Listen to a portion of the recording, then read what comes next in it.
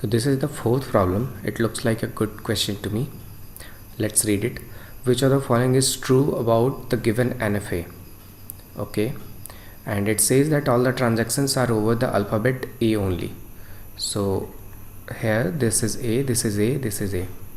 Which of the following is true about the given NFA? So I think that these two NFA are to be considered one, and even if one of them succeeds or one of them accepts a string, it is accepted because we are going to consider them as one NFA. And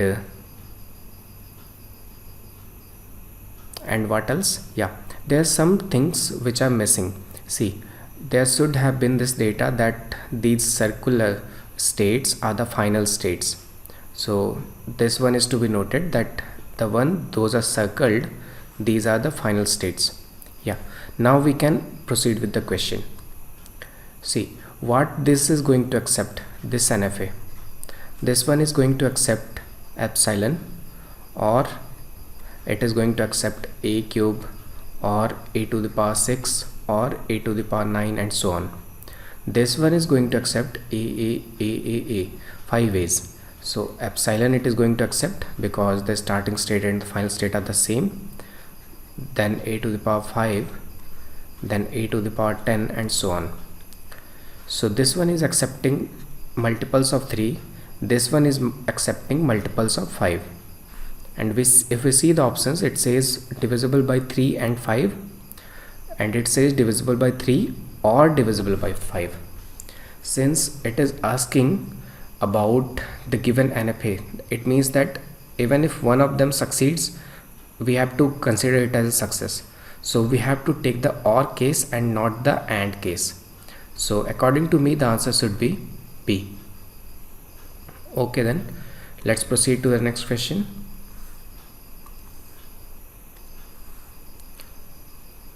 Yeah, so which of the following is not a CFL? Not. Okay, yeah, I must give credits to this person. It might be an alias to his name. Okay, whoever you are, thank you, man. And which of the following is not a CFL? Okay, there is nothing mentioned about what is A.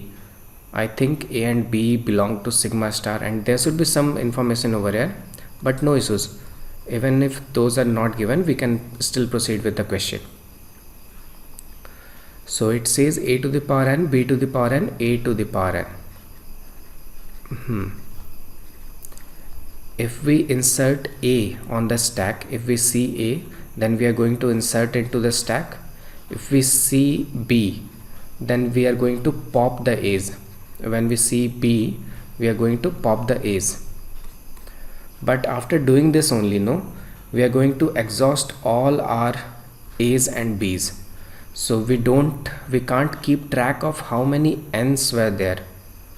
See, if the question says a to the power 2, b to the power 2, then a to the power 3. If this is my input string, I am inserting a on the stack. On seeing b, I am popping out a. So all of these are over, all of these strings are over, and I have no information about this 2, and I must have 2 over here. So how are we going to get that? I don't think that is possible. So the answer should be A. Yeah, this is possible. On B we can simply ignore and we can insert into the stack. Okay, on seeing we can simply ignore on B, and then on seeing these A, we are going to insert. On seeing these terminal B A's, we are going to pop. So this one can be done. Even this one can be done. On seeing AB, we are going to insert, and on seeing A, we are going to pop it out. This is a to the power n, b to the power m, a to the power n. Yeah, it is same as B option. So even this should be possible. Let's see the next question. It is which of the following is true with respect to sigmoid function 1 by 1 over 1 e to the power minus x. Let me zoom in a little. Yeah, so we can go the hard way. We can try to solve it. But if you have studied about artificial intelligence or neural networks, I think that you would also remember the sigmoid curve. It looks like this, something like this. Is 0 to 1 over 0 to 1. Sigmoid is like this. Tan h is like having more slope than this. But yeah, let me just give me a minute. I'm going to search it out. But this curve, yeah, the curve is the same. So it is already we can see that it is having no discontinuity. It is without any discontinuity, and even at this point 0 comma 0, it is not having any kind of sharp bending or these kind of bendings. So it is differentiable. There is no problem with it.